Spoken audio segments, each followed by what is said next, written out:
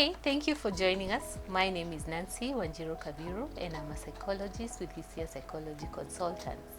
Today we have a guest in studio with us. She's a very close friend of mine, a bubbly personality. She is an inspiration to me. We meet on various social media platforms and we work together. And I'm happy that she accepted to come in studio. So without further ado, I would like to introduce Wariimi. Please tell us about yourself. Okay. Yeah, thanks Nancy for having me do this interview with you. I feel it's an honor. Yeah. My name is Wariimi Karingi.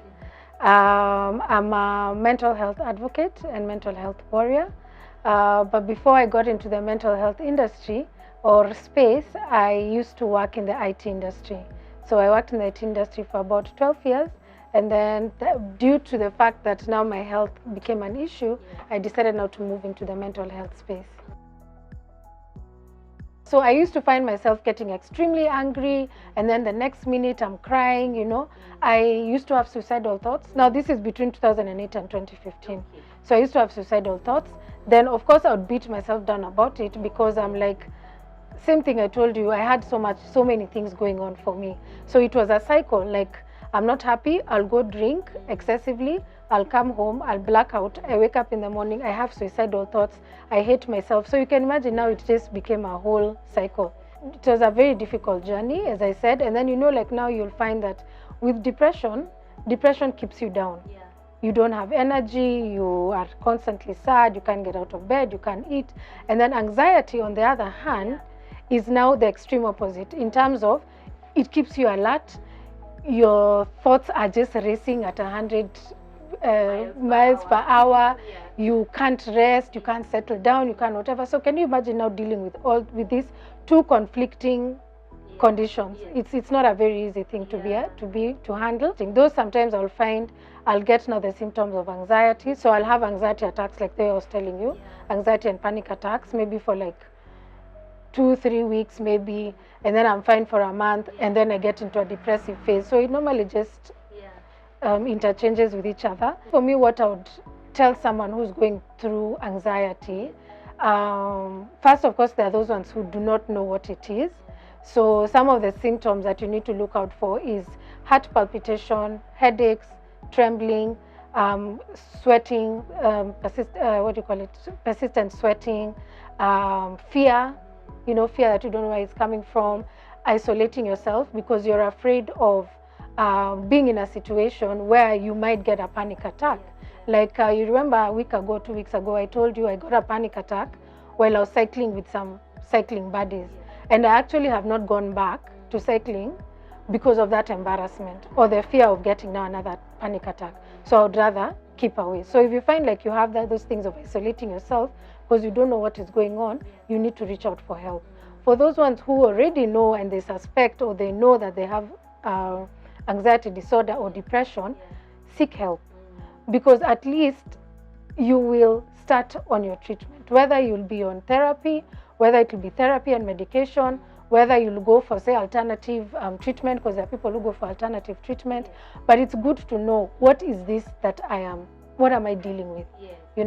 And if you let it continue, it's going to explode. It's just like a boil, It keeps growing, If you don't do anything about it, it keeps growing. Because maybe what you can do, if you take antibiotics early, it won't fura as big as it was if, say, for example, you don't take the antibiotics. That is exactly what I went through. But you see, the only difference was that I did not know. So by the time I was getting to collapsing in the office, I wasn't able to walk for about 2 weeks. Wow. I had to be supported, going to the loo. Because now the body had started shutting down. Because it was in such a depressed state that it just couldn't deal anymore, it couldn't handle. And that's where they say that someone can die from depression. This would have all gone at that time if you had not gotten help. Wow, okay. And you can see some of the effects that it has had in my life because of getting diagnosed too late or severely depressed. In fact, maybe I should mention this. When it comes to diagnosis, there are different spectrums. So when you go see the doctor, they give you an assessment and then you fall under different categories. So it's either a mildly depressed or mild to moderate, moderate to severe and severe. So I was found severely depressed. And because of being severely depressed, there are some tasks that I can't do. For example, I cannot get an 8 to 5 job. If I'm getting a job, it has to be a flexible job where I can, say, be allowed to work from home. I plan my own hours and stuff like that. So you see now and it's not an easy thing to deal with. In fact, even the other day I was telling a friend of mine that even on my wedding day, no, I'm not getting married soon, but I cannot say, yeah, we hope soon, but I cannot say that I will be able to show up on my wedding day. You know, you can't guarantee. I can't guarantee that, because I could wake up and I'm not well, or maybe the pressure of organizing the wedding is so much such that maybe a week to the wedding I fall sick. You know, so there are all these things. Yeah, it won't happen in Jesus' name. In Jesus' name, it shall not happen. But of course, you know, when you're in that state, you can't help thinking about some of the things you can't do. How will I be like a mother? Will I be able to be waking up every morning to take care of my children? But someone else now was consoling me and telling me, you know, God may bring you a husband who is able to take care of the children while you're not capable of doing it. You'll get such a hands-on husband, such that who complements, so it no longer be an issue. I like that. And that explains why. For me, you're an inspiration, Wariimi, because yes, I like your Let's Go Mentor page and how you're always actively busy around it. And I would like to flip the coin, as much as now maybe you're not confined to an 8 to 5 job, you're able to run your own business or your own organization and inspire people while you're doing it. I love that about you, and I'm sure because right now we're advocating to destigmatize mental health, because people have perceptions of mental health, so that people can reach out early, can talk about it. And Hisia, psychology consultant, has worked with Let's Go Mentor, and we will continuously do that. And I like you championing it, so I commend you for that. And I think towards your wedding day, you'll have so many people working around for you that you won't need to stress. Exactly, you won't need to stress. What are some of the methods you have used to manage the anxiety attacks? And if you can recommend that to someone struggling with anxiety. Let me tell you, anxiety is a very uncomfortable thing. It's so uncomfortable. And you can imagine when you have anxiety before an interview or before something major, you know that fear that you have? It's so intense, but then after the event, it ends. But now imagine someone having anxiety all through the day. You know? It's constant. Yeah, it's constant. So one of the things that I find myself struggling with, first of all, is concentration, the heart palpitations.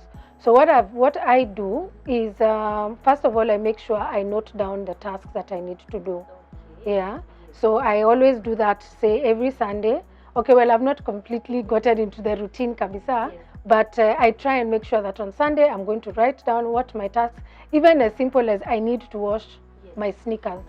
Yeah. Yes, I will write that down so that I do not forget that task for the week. Second thing, I avoid caffeine, because caffeine is a stimulant.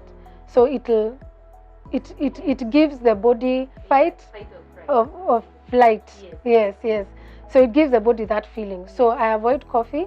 So what I do is I take a hibiscus tea during the day. Hibiscus tea is very calming. Yes. And then at night, if I feel I'm too anxious, I take chamomile tea. Because you see, when you're anxious, you also can't sleep. You have insomnia. So I take chamomile tea. Of course, there's a journaling. Yeah, so I journal a lot as well. And it's also good to journal because you keep track of your progress. You know, like I last fell sick, say, in February. What caused me to fall sick at that particular point? You know, is it this and this and this? So you're like, okay, how did I handle that situation at that point in time? Also reaching out for help, speaking to your loved ones, telling them what exactly you're feeling. Yeah, so speaking to someone, and of course, most importantly, speaking to a professional, to a psychologist, like now Hisia psychology consultants, speaking to someone. And yes, so then now, and there's something that I always tell people. If you feel like you need to seek mental health treatment, always go to a psychologist first. Because a psychiatrist is a medical doctor, and for them, they are trained to dispense medication. But a psychologist will gauge and say, okay, do we just need therapy, or do I need to refer this person out to a psychologist, to a psychiatrist?